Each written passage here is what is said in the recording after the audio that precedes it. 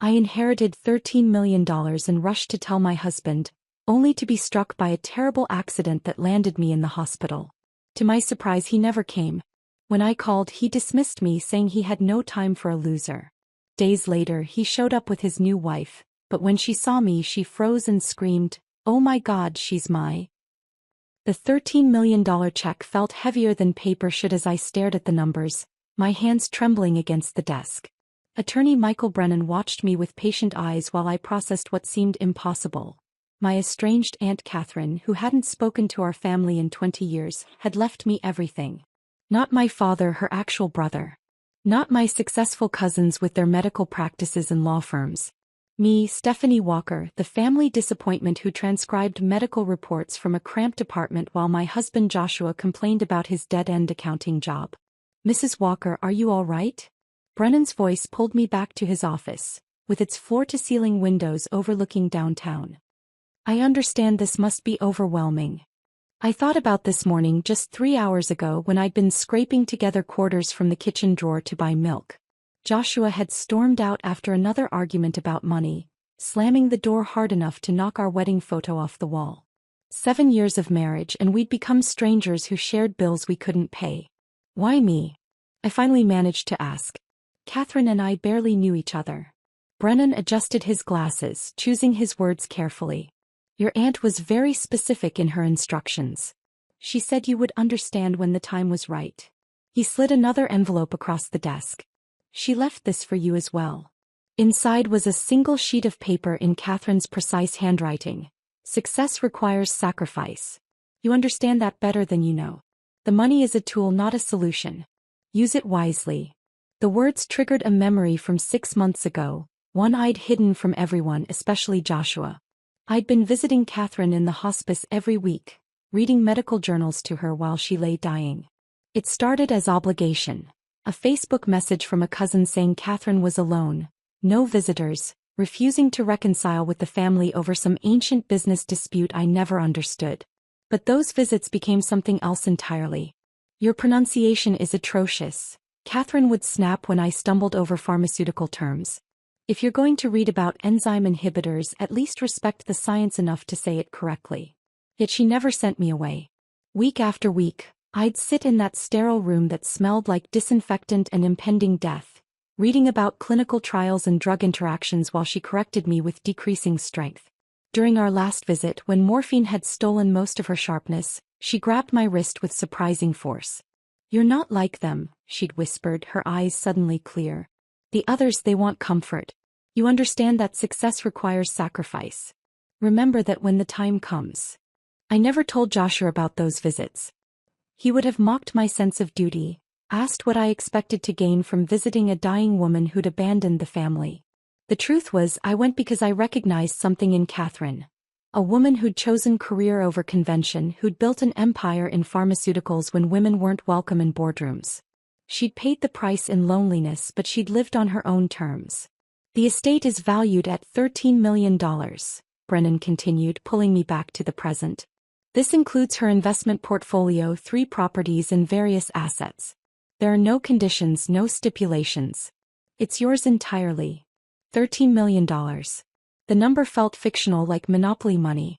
This morning I'd hidden our overdue electric bill under Joshua's laptop, knowing another fight about money would send him into one of his rages. Not violent, never that, but cold and cutting in ways that left invisible scars. He'd been different when we met in college. Ambitious but tender, frustrated but hopeful. 7 years of rejection letters from investment firms had curdled that hope into bitter entitlement. I need to tell my husband, I said, already reaching for my phone. Of course. Take all the time you need. We'll handle the paperwork over the next few days. Brennan stood, extending his hand. Congratulations, Mrs. Walker. Your life is about to change significantly. Walking out of the building into the afternoon drizzle, I felt disconnected from my body, floating above the street like I was watching someone else's life. The cramped apartment where Joshua and I had been slowly suffocating suddenly seemed like a different universe. On impulse, I stopped at the Mont Blanc store I'd passed 100 times but never entered. I'd like to see your silver pens, I told the saleswoman, who didn't even blink at my discount store clothes. The pen was $800. more than our monthly grocery budget. But as I held it, feeling its weight and balance, I imagined Joshua's face when I gave it to him. This would be our new beginning. No more fights about money, no more watching him shrink into bitterness. We could finally breathe. I called him from the car, my voice shaking with excitement I couldn't contain. Joshua, something incredible has happened. I'm coming home with news that changes everything. I'm in the middle of something, Stephanie. His voice was flat, distracted. I heard typing in the background. Can it wait? No, it really can't. Trust me, you'll want to hear this. A heavy sigh. Fine. But make it quick. I'm working on something important. Working on something important. Probably another elaborate business proposal that would go nowhere. Another scheme to escape the accounting firm he considered beneath him. I wanted to tell him right then. Scream it into the phone that our problems were over, that $13 million was sitting in an account with my name on it. But this deserved more than a phone call. This deserved to be perfect. The rain was picking up as I merged onto the expressway, the silver pen box on my passenger seat catching the gray afternoon light. I thought about Catherine's words. Success requires sacrifice. What had she sacrificed for her fortune? Family certainly. Love probably. Connection definitely. But what had I sacrificed? Nothing yet, I realized. The money had simply appeared, a gift from a woman I'd spent mere months getting to know. As I drove toward our apartment, toward Joshua, toward what I believed would be our new beginning, I couldn't shake the feeling that Catherine's real gift wasn't the money itself but something else. Something hidden in her cryptic message about sacrifice and understanding. The windshield wipers beat a rhythm against the growing storm, and I pressed harder on the accelerator, eager to share this miracle with the man I'd promised to love through better and worse. I never saw the delivery truck run the red light. The intersection of Route 47 and Maple Street had always been dangerous during storms. I'd complained about it to Joshua just last week, how the traffic light was hard to see through heavy rain. Now, as I approached it with windshield wipers struggling against the downpour, I could barely make out the green light ahead. The silver pen box slid across the dashboard as I tapped the brakes, and I reached to steady it, thinking about Joshua's expression when he opened it. That's when I saw the delivery truck. It emerged from the cross street like a wall of metal, the driver's face visible for one horrifying second through his windshield. Eyes wide, mouth open in a scream I couldn't hear. He was pumping his brakes, wheels locked, sliding through the red light on the rain-slicked pavement. My hands moved without thought, yanking the wheel right, but physics had already decided our fate. The impact came in stages. First the hood crumpled, an accordion of metal folding toward me. Then the airbag exploded against my face, white powder and fabric in pain. The pen box opened mid-flight, its contents spinning through space as my car rotated, passenger side crushing inward. My phone, showing Joshua's contact photo from my recent call, flew past my head. Through it all, one thought kept repeating. We never paid the electric bill. Such a strange thing to fixate on while glass shattered around me. Then darkness. Not like sleep but absolute absence. No dreams, no sensation, no passage of time. When I surfaced, it was to beeping machines and the chemical smell of industrial disinfectant. My throat felt lined with sandpaper. Every breath sent fire through my chest. I tried to speak but only managed a croak that brought footsteps.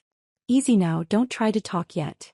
A nurse with kind eyes and graying hair adjusted something on my forestand. Her name tag read Rodriguez. You've been unconscious for 3 days. There was internal bleeding, emergency surgery.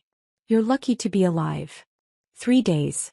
My mind struggled to process this gap in existence. 3 days of what? Where was Joshua?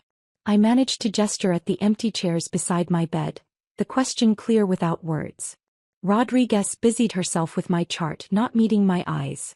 Let's focus on your recovery first. The doctor will explain everything when he makes rounds. But doctors came and went, explaining about shattered collarbones and surgical repairs, about the metal pins holding my shoulder together, about the traumatic brain injury that stole pieces of my memory. Nobody explained why my husband hadn't been sitting beside my bed when I woke up. By the 4th day I could speak in whispers. The first thing I asked for was my phone. Rodriguez brought it reluctantly, the screen cracked but functional. 17 missed calls, all from Patricia, my college roommate. None from Joshua. His last text was from before the accident. Stop calling. Busy. I dialed his number with fingers that wouldn't stop shaking. Straight to voicemail. On the fifth try, I left a message, my voice barely recognizable. Joshua, I'm at St. Mary's Hospital. There was an accident. Please come. 2 more days of silence. I convinced myself of reasonable explanations. His phone was broken. He was searching other hospitals. The apartment building didn't give him my messages. Our landline. We didn't have a landline anymore, another casualty of our budget cuts. But surely someone had told him. Surely he was frantic searching for me. The morphine made everything feel distant and dreamlike, but it couldn't dull the growing dread. Rodriguez brought me ice chips and avoided my questions. Other nurses whispered in the hallway. On my 7th day conscious, 4th day of calling, Joshua finally answered. What? His voice was sharp, annoyed. Joshua, thank God. I'm in the hospital. There was an accident. I know about the accident, Stephanie. The ice in his tone cut through my medication fog. What do you want? The words didn't make sense. I must have misheard the head injury scrambling communication. What do I want? I'm in the hospital. I've been unconscious. I need you here. Pause. Then words that would replay in my mind for months. I don't have time for this, Stephanie. I don't have money or patience for a loser. Some of us have real futures to build. What? The monitor beside my bed began beeping faster. Joshua, I don't understand. I'm hurt. I'm alone. I'm your wife. You were my wife. Look, I have to go. Stop calling. The line went dead. I stared at the phone, certain I was hallucinating. The morphine, the head trauma, something was causing auditory distortions. I called back immediately. Number blocked. The beeping accelerated until Rodriguez rushed in, checking monitors, adjusting medications. My husband, I gasped between sobs I hadn't realized had started. Something's wrong. He's not himself. Rodriguez's face cycled through emotions. Anger, pity, resignation. She sat on the edge of my bed taking my hand. Honey, your friend Patricia has been trying to reach you. Maybe you should talk to her. Patricia arrived the next morning, her face a storm of barely contained rage. She hugged me carefully, mindful of my injuries, then pulled a chair close. I didn't want to tell you like this, but you need to know what he's done. Is he hurt? Did something happen to him? No, Steph. He's fine. More than fine, actually. She pulled out her phone, hands shaking with anger. He told everyone you died in the crash. Posted about it on social media the day after your accident. Held a memorial service in your apartment. The words bounced off my brain without sticking. That's impossible. Look. He showed me his Facebook page. There it was. A long post about losing his beloved wife, how suddenly life was precious, how he needed time to grieve. Hundreds of condolence comments below. Posted while I was fighting for my life in surgery. He changed the locks on your apartment, Patricia continued, her voice breaking. Moved someone in already. A woman named Savannah from that new investment firm job he started last month. She showed me another photo. Joshua at a restaurant, arm around a dark-haired woman who looked maybe 25. The caption, Finding light in darkness with someone special. Posted 3 days ago while I was leaving him voicemails from my hospital bed. The woman's face made me pause. Something familiar about her features, the shape of her eyes, the way she tilted her head. She looked like photos of me from college before stress and disappointment carved lines around my mouth. How? Was all I managed to say. I don't know everything yet, Patricia admitted. But I went to your apartment building. The manager said Joshua had paperwork. Death certificate, will, power of attorney. All fake, obviously, but good enough to convince them. He's already tried accessing your bank accounts. My bank accounts. The $13 million. The inheritance Joshua knew nothing about. Or did he? The room started spinning, whether from medication or shock I couldn't tell.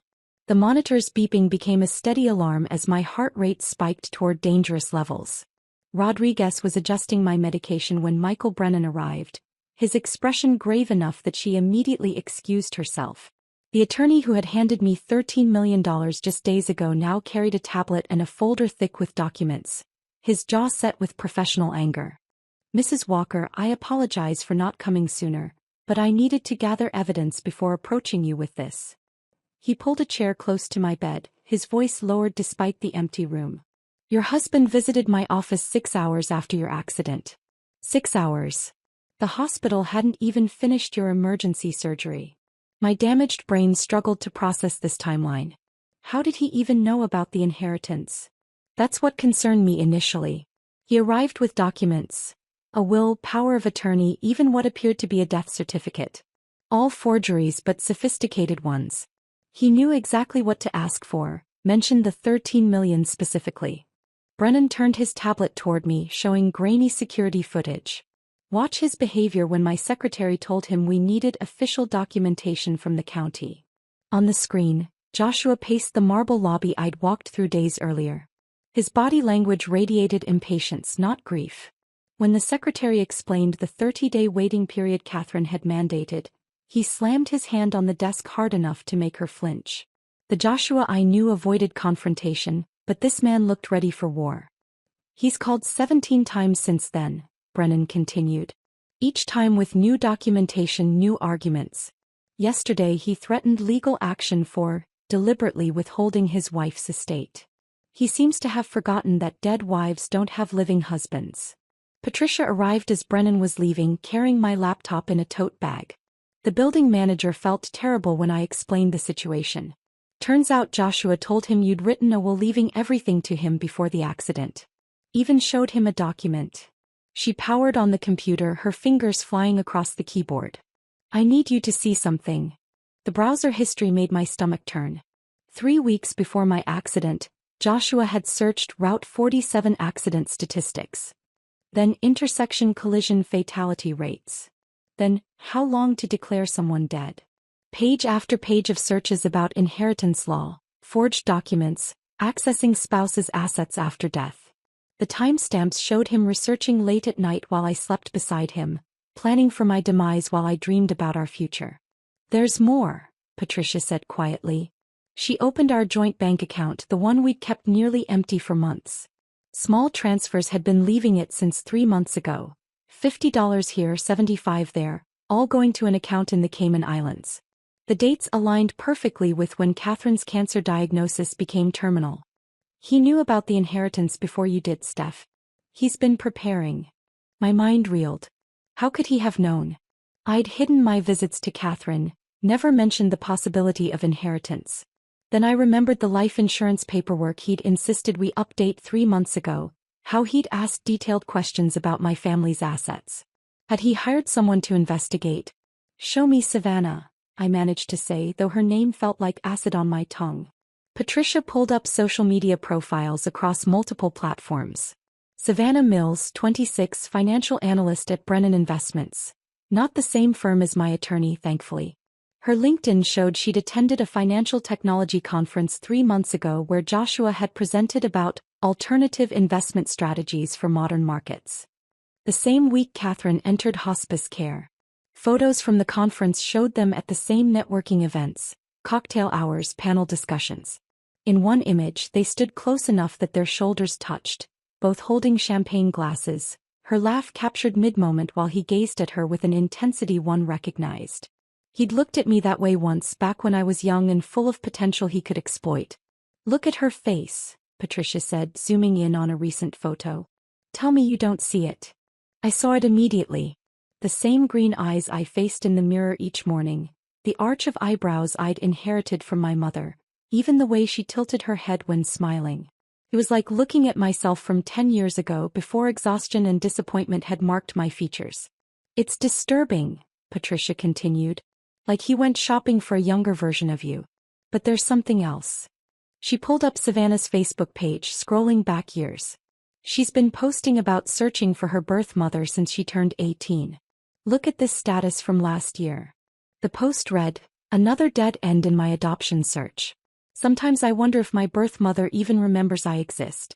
All I have is this one photo and a dream of finding where I came from." The attached image made my world stop.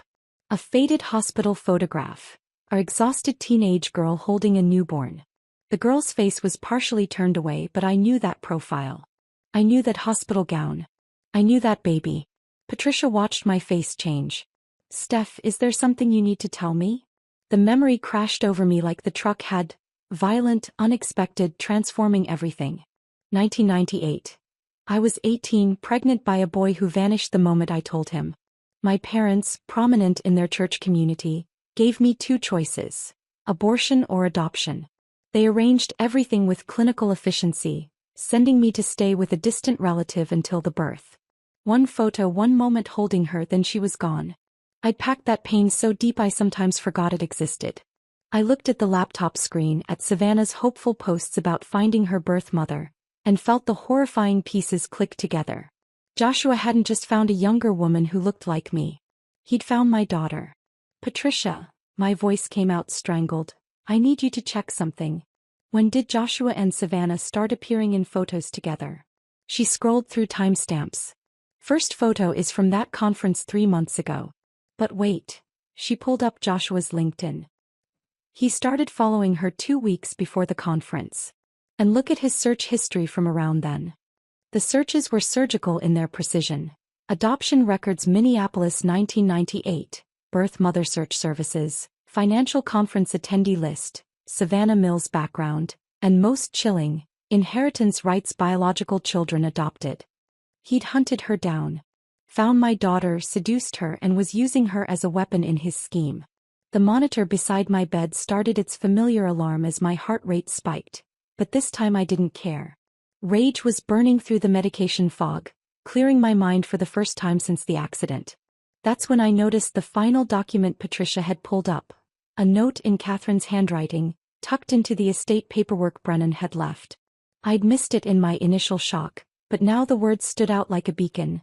Some secrets are meant to surface. The truth about 1998 will find its way. I've watched over her just as I've watched over you. Be ready. Catherine had known. Somehow my estranged aunt had known about the baby I'd given up, had perhaps even been keeping tabs on her. The inheritance wasn't just money.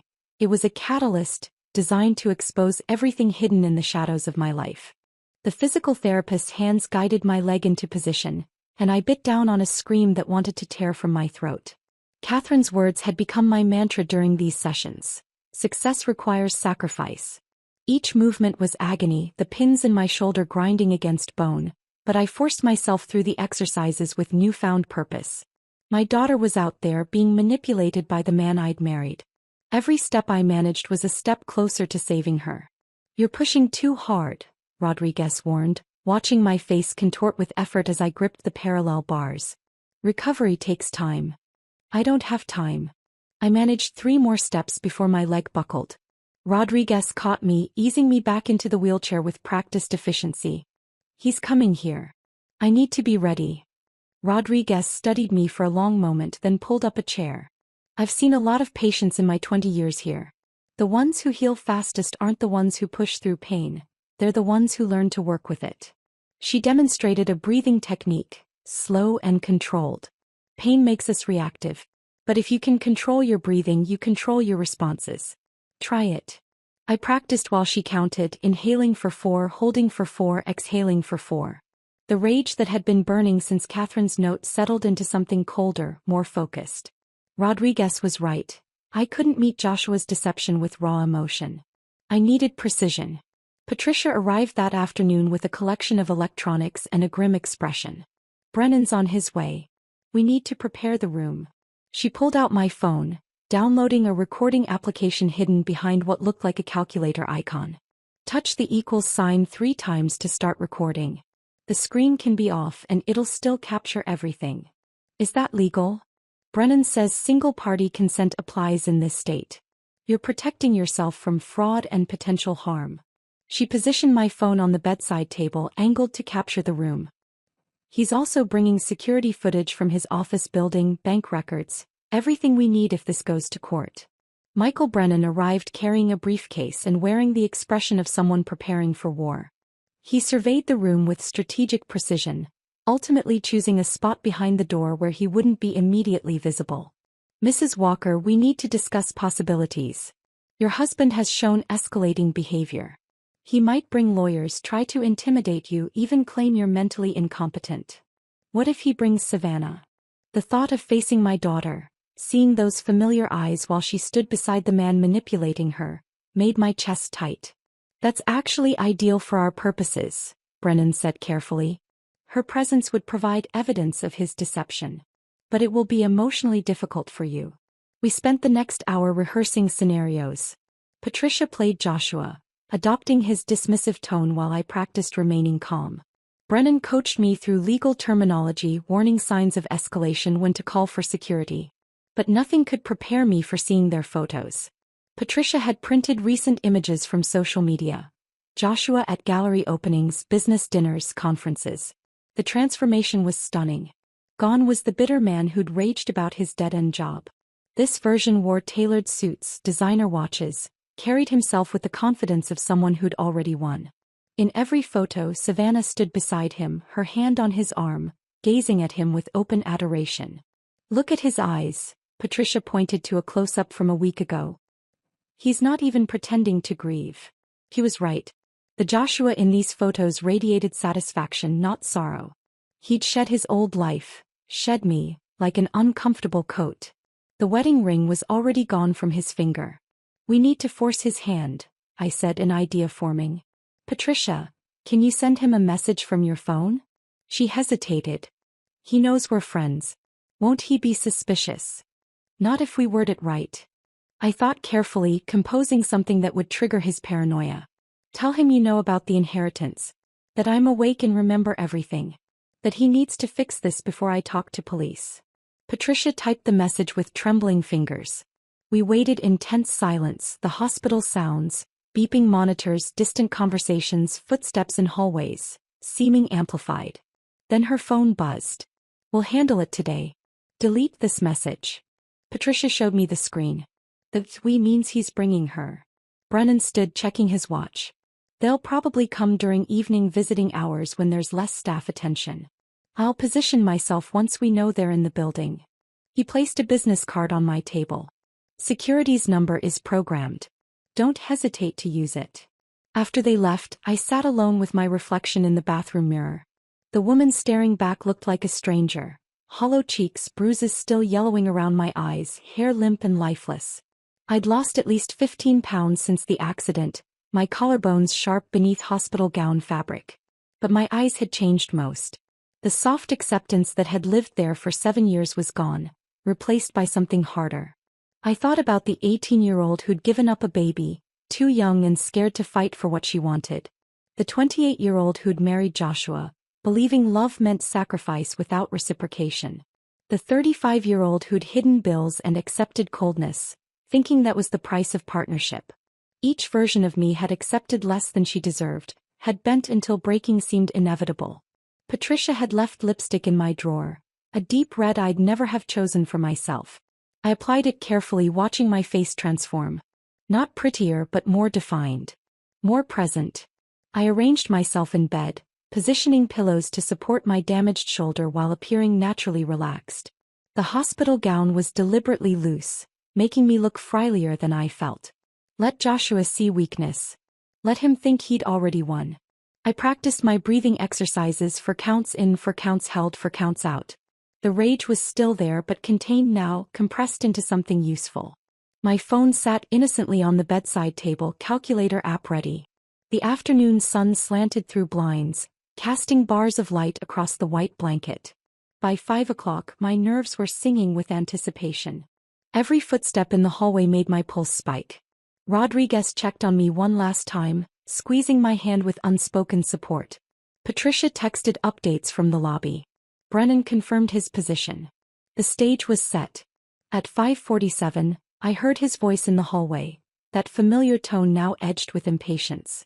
Room 314. Yes, we're family. My finger found the calculator app, 3 quick taps on the equals sign. Recording. The doorknob turned with deliberate slowness, and Joshua entered my hospital room with the measured confidence of someone walking onto a stage he owned. The transformation from the man I'd kissed goodbye just over a week ago was complete. An Armani suit I'd never seen, shoes that probably cost more than our monthly rent, a watch that caught the afternoon light with deliberate ostentation. He moved differently, each gesture calculated for maximum effect, carrying a leather briefcase that looked fresh from the boutique. "Stephanie," he said, his voice layered with concern that didn't reach his eyes. "You're looking better than I expected." The casual cruelty of that statement, expected, hung between us. He approached my bed with measured steps, setting his briefcase on the visitor's chair with practiced precision. I kept my breathing steady, for counts in, for held, remembering Rodriguez's training while my phone silently recorded from the bedside table. The doctors called me about your condition, he continued, pulling documents from his briefcase. They're concerned about your cognitive state after such severe head trauma.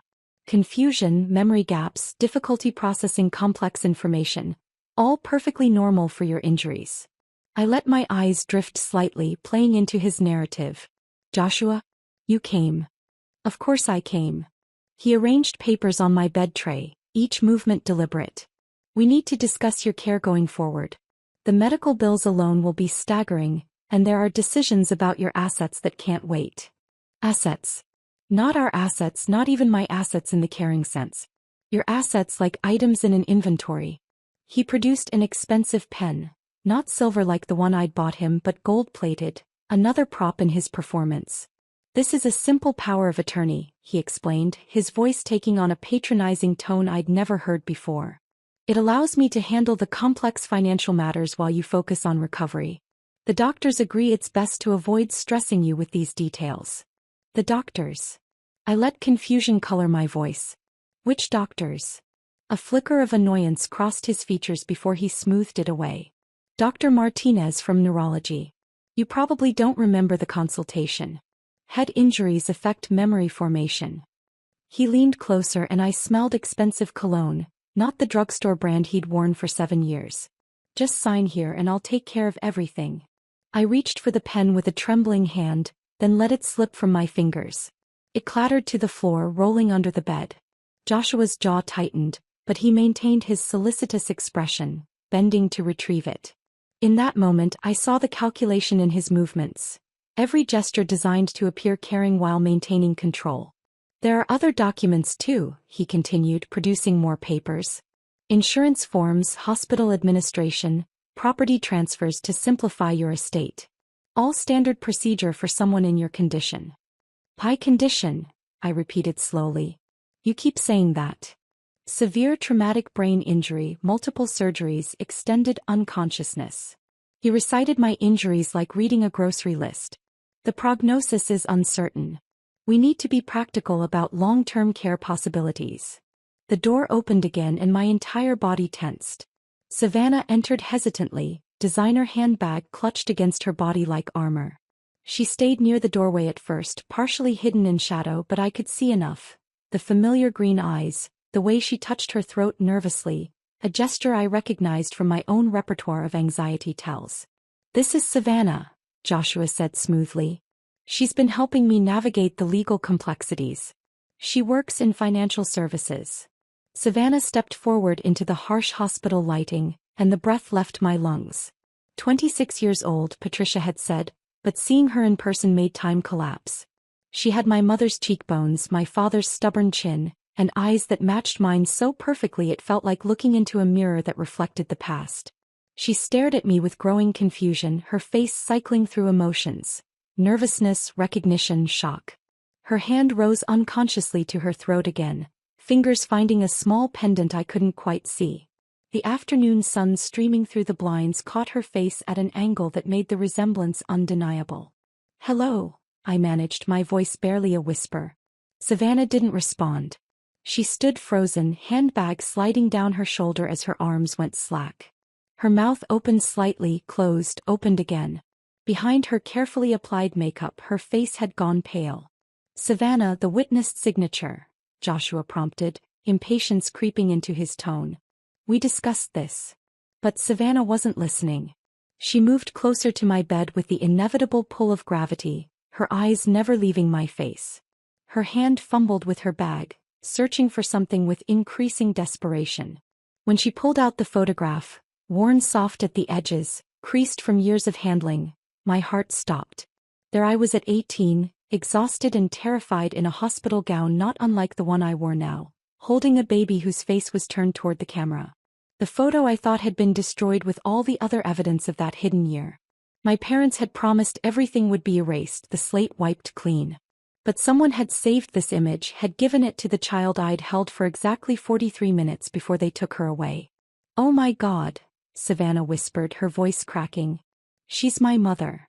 The words hung in the air like a physical presence. Joshua's carefully constructed performance shattered instantly. His face contorted with fury as he lunged toward Savannah, grabbing her arm hard enough to make her gasp. "Shut up," he hissed. "Stick to the plan." But Savannah stood transfixed, tears streaming down her face as she held out the photograph with trembling hands. "I've carried this my whole life. It's the only thing that came with me to my adoptive parents. The only link to my birth mother.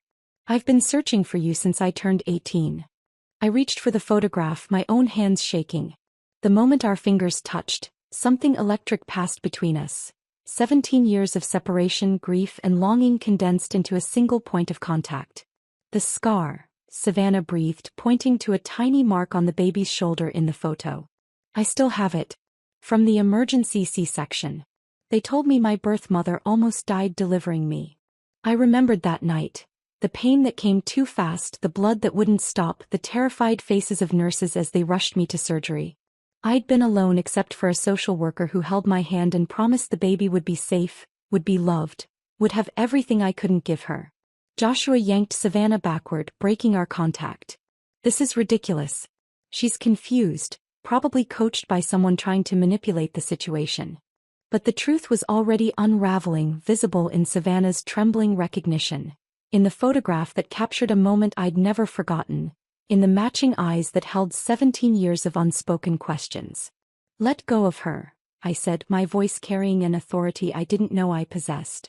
Joshua's grip on Savannah's arm tightened instead, his knuckles white against her skin. She winced but didn't pull away, still staring at me with those achingly familiar eyes.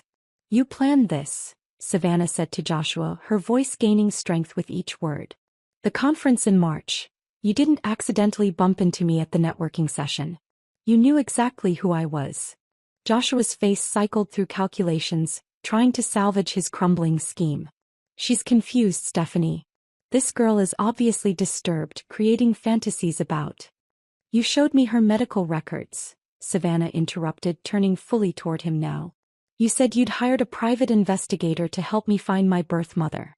You had documents, photos of her from high school, even knew about the complications during delivery." My breath caught. The complications. Severe hemorrhaging that nearly killed me, the emergency surgery that saved my life but guaranteed I'd never carry another child. Details only someone with access to sealed medical records would know. "You told me she'd been searching for me too," Savannah continued, tears flowing freely now. "That she was wealthy but fragile, that she needed someone to help manage her affairs. You said marrying you would make us a family, that she'd be so happy to see me settled with someone she trusted." Each revelation felt like another layer of skin being peeled away. Joshua had crafted an elaborate fantasy, feeding Savannah exactly what she'd desperate to hear while positioning himself as the bridge to the mother she'd always wanted. "When did he propose?" I asked, though I already suspected the answer. 2 weeks ago. The day after he said you'd agreed to add me to your will." Savannah's face crumpled with shame. "I should have questioned it, but I wanted so badly to believe." "The night of my accident," I said, looking directly at Joshua, "you were removing boxes from our apartment. Patricia found the security footage." Joshua's expression shifted, the mask finally slipping completely. "You don't understand what you're talking about. 3 hours after the crash, while I was in emergency surgery, you were loading my possessions into a rental van." My voice stayed steady despite the rage building in my chest. "The building's cameras caught everything. Time stamped. License plate visible." Michael Brennan stepped out from behind the door, his presence commanding immediate attention. Joshua spun around, genuinely startled. "Mr. Walker," Brennan said formally. "I'm Michael Brennan, Mrs. Walker's attorney. I've been documenting this conversation, along with your attempts to access her inheritance through fraudulent means." "This is entrapment," Joshua snarled, but his confidence was evaporating. "This is evidence collection," Brennan corrected. He pulled out his tablet, swiping to display documents. "Would you like to explain why you researched the intersection where your wife's accident occurred 3 weeks before it happened? Or why you've been transferring money to offshore accounts for the past 3 months?" Savannah gasped, stepping away from Joshua. "You researched the accident location?" Traffic patterns, collision statistics, fatality rates. Brennan continued, reading from the screen. Quite thorough research for someone who claims to be a grieving widower. The room felt smaller suddenly, charged with electricity. Joshua's carefully styled hair had begun to wilt, sweat beading at his temples. His expensive suit no longer looked like armor but a costume that didn't quite fit. The baby clothes, I said suddenly, the memory surfacing with startling clarity. You found my memory box when we moved in January. That's when this started. Joshua's jaw clenched but he said nothing.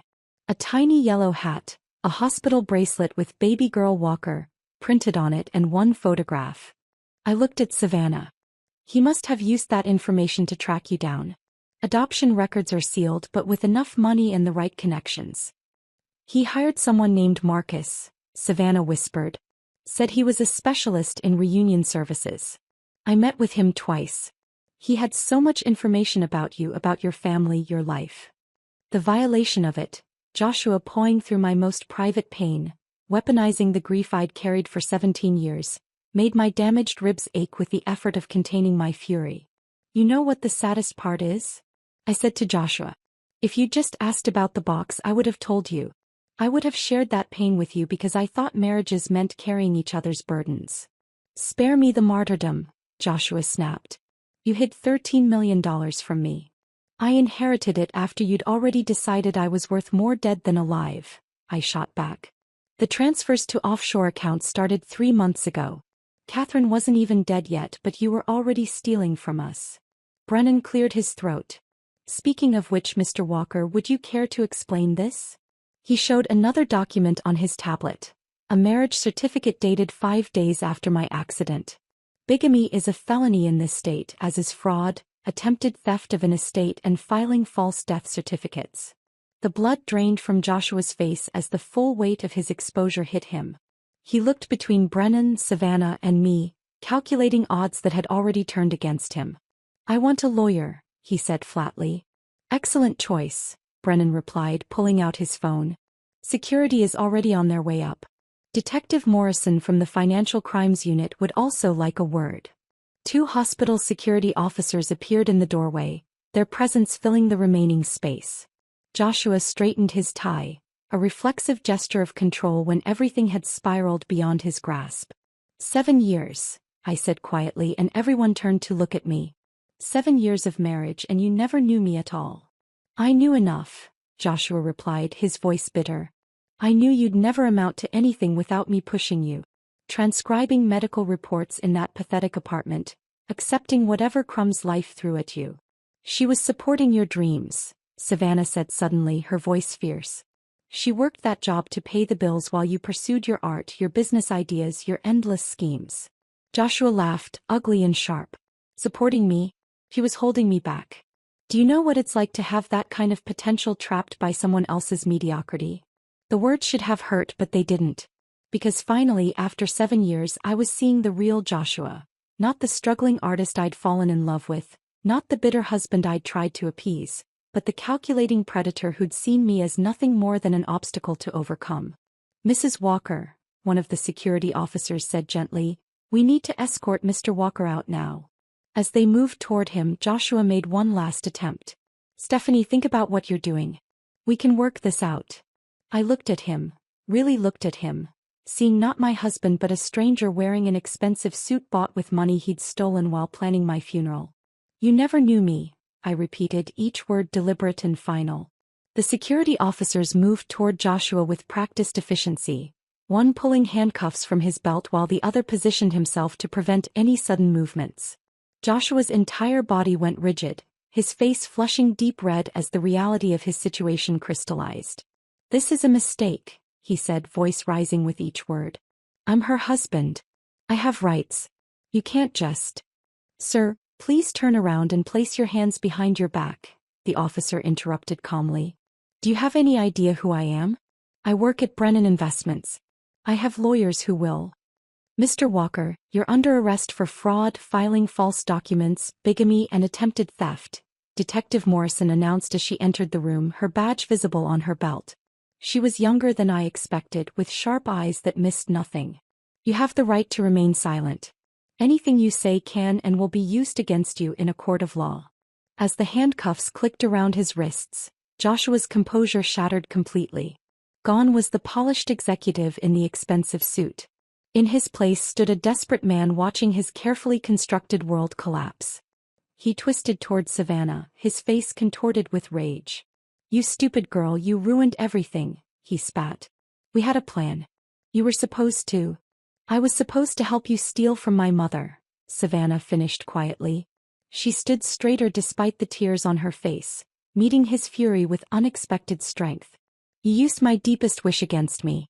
You knew how badly I wanted to find her, and you turned that into a weapon." The officers began leading Joshua toward the door, but he managed one last look back at me. "You'll regret this, Stephanie. You have no idea what you're destroying." "The only thing destroyed here is the illusion I lived with for 7 years," I replied steadily. As they escorted him out, his threats echoing down the hospital corridor, the room felt suddenly vast and quiet. Savannah stood frozen near the window, arms wrapped around herself as if holding her pieces together. Brennan excused himself to coordinate with Detective Morrison, leaving us alone for the first time as mother and daughter who actually knew their connection. "I'm so sorry," Savannah whispered. "If I hadn't been so desperate to find you, if I had questioned his story." "Stop." I reached out my hand and after a moment's hesitation she took it. "You're not responsible for his deception. He targeted you because he knew exactly what buttons to push." A knock interrupted us. Patricia peered around the door. "There are 2 people here who say they're Savannah's parents. Should I?" "Yes," Savannah said quickly, then looked at me with sudden anxiety. "Is that okay?" They drove down from Minneapolis when I told them everything. Mark and Diana Lauron entered with the careful movements of people entering a minefield. They were exactly what I had hoped for all those years ago. Kind faces, comfortable clothes, the worn wedding rings of people who had built a life together. Mark was tall and slightly stooped, with professor's glasses and paint stains on his shirt. Diana was shorter, rounder, with laugh lines that suggested a life filled with joy. "You must be Stephanie," Diana said softly. "We've heard so much about you over the years." "All from a 17-year-old's imagination," I managed, my voice catching. "No," Mark said firmly. "From a young woman who never stopped wondering about the person who loved her enough to give her a better life." Those words broke something inside me. 17 years of suppressed grief came pouring out in ugly, gasping sobs that made my injured ribs scream in protest. Diana moved without hesitation, gathering me into her arms with the practiced comfort of someone who had soothed countless tears.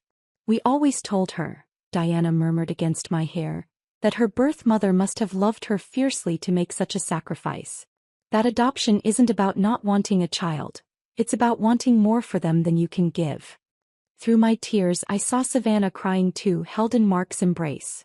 We were a strange tableau, 4 people bound together by a decision made by a terrified teenager 17 years ago. When the tears finally subsided, Detective Morrison returned with troubling news. "We've uncovered some additional evidence I think you should know about. 3 days before your accident, someone filled a prescription for sedatives in your name at a pharmacy across town. The signature isn't yours." My blood ran cold. Sedatives. Powerful ones. The kind that, mixed with alcohol or even certain foods, could cause confusion, delayed reactions, impaired judgment. Morrison's expression was grim. "Your neighbors mentioned you seemed unusually tired in the days before the accident. One said you were stumbling when you got your mail, seemed confused about what day it was." The implications washed over me. Joshua hadn't caused the accident, but had he been preparing for something else? Making me vulnerable, easier to control, or potentially, I couldn't finish the thought. "Combined with everything else, it adds attempted poisoning to his charges," Morrison continued. "We're looking at 12 to 15 years minimum, possibly more if we can prove intent to cause serious harm." After Morrison left to process more evidence, the 5 of us sat in strange but comfortable silence. Patricia had returned, taking her post as protective friend. The Lawrence had pulled chairs close to Savannah, who kept glancing at me as if I might disappear. "Tell me about your childhood," I said suddenly. "I want to know everything. First words, favorite foods, bad teenage decisions, all of it." Savannah laughed, a sound that made my heart contract with its familiarity. My first word was, no, which Mom says explains a lot about my personality. She was stubborn from day one, Diana confirmed with obvious affection. Refused to eat peas, refused to wear pink, refused to give up on finding you even when the adoption agency said it was impossible. We talked for hours as the hospital darkened around us. Mark told stories about Savannah's science fair disasters. Diana shared photos from awkward middle school years. Savannah admitted to sneaking out for a concert at 15 and getting grounded for a month. Each story was a gift. Pieces of the life I had wondered about filled in with love and laughter. I became a financial analyst, Savannah said eventually, because I thought if I understood systems and records I could find you. I specialized in tracking hidden assets, following paper trails. Ironic that Joshua used that skill set as part of his con. What will you do now? I asked. She glanced at her parents, then back at me. I don't know. Everything about my life in the city feels tainted now. The job, the apartment, even my morning coffee shop where Joshua first approached me, it's all connected to his lies. You could stay here for a while, I offered carefully. Not as any kind of obligation, just, if you want time to figure things out. The hope that bloomed on her face made every moment of pain worth it. We had been brought together through betrayal and manipulation, but perhaps something real could grow from such poisoned soil. 6 months had transformed everything except the scar tissue. My body bore permanent reminders of the accident. A shoulder that ached before storms, a slight limp when tired, but the deeper changes were invisible. I sat in the courthouse gallery watching Joshua receive his sentence, feeling nothing resembling victory or closure. 12 years for fraud, conspiracy, attempted theft, and poisoning charges they could never quite prove but couldn't dismiss. He stood in his orange jumpsuit, diminished and ordinary, no longer the man who had consumed 7 years of my life. Savannah sat beside me, her hand resting near mine on the wooden bench, not quite touching but close enough to feel the warmth. We had learned to navigate space between us with careful intention, building connection without forcing intimacy that 17 years of separation had stolen. When the judge read the verdict, Joshua turned to look at us one final time. His eyes held no remorse, only the cold calculation of someone tallying losses in a game he still believed he should have won. Outside the courthouse, autumn air carried the scent of burning leaves and distant rain. I pulled the last photograph of our wedding from my purse, the one I had kept meaning to throw away but somehow never did. 7 years younger, standing beside Joshua in a borrowed dress, believing love meant accepting less than I deserved. The wind caught the pieces as I tore it methodically, scattering them like confetti for a celebration no one attended. Do you regret the marriage? Savannah asked, watching the fragments disappear into the city streets. I regret not seeing who he really was, I replied. But without that marriage, without his deception, we might never have found each other. Sometimes the worst roads lead to the best destinations. We walked to our cars in comfortable silence. Over the past months, we had developed our own rhythm. Coffee together every Tuesday morning, dinner on Sundays, texts throughout the week that ranged from profound to mundane. The $13 million had made many things possible, but the most valuable investment had been in time together, learning to be mother and daughter without the weight of expectation. The foundation we established occupied the 3rd floor of a renovated building downtown. Second chances provided support for women facing crisis pregnancies and facilitated adoption reunions with proper counseling and resources. Savannah had left her finance career to coordinate the reunion program, using her skills in tracking records and understanding systems to help other families find each other through legal, ethical channels. We have 3 new reunion cases this week, she told me as we drove to the office. One mother has been searching for 40 years. I had returned to biomedical research but with a different focus, studying the genetic and epigenetic factors in adoption and separation, how biology and environment shaped identity. The work felt like redemption, turning personal pain into potential healing for others. My new laboratory was modest but sufficient, funded by the inheritance that had nearly destroyed us but ultimately rebuilt us stronger. Our apartments overlooked Lake Michigan, side by side but not connected, maintaining the boundaries necessary for healthy relationship building. Most mornings, I could see Savannah on her balcony with coffee, often on the phone with the Lawrence, who had embraced our strange extended family with remarkable grace. Diana called me weekly, sharing recipes and childhood stories I had missed. Mark sent photos from his biology classroom, where he now used our story, carefully anonymized, to teach about nature versus nurture. Thanksgiving arrived with unexpected snow, transforming Minneapolis into a postcard. The Loron house smelled of turkey and cinnamon, filled with cousins and neighbors and the controlled chaos of family gathering.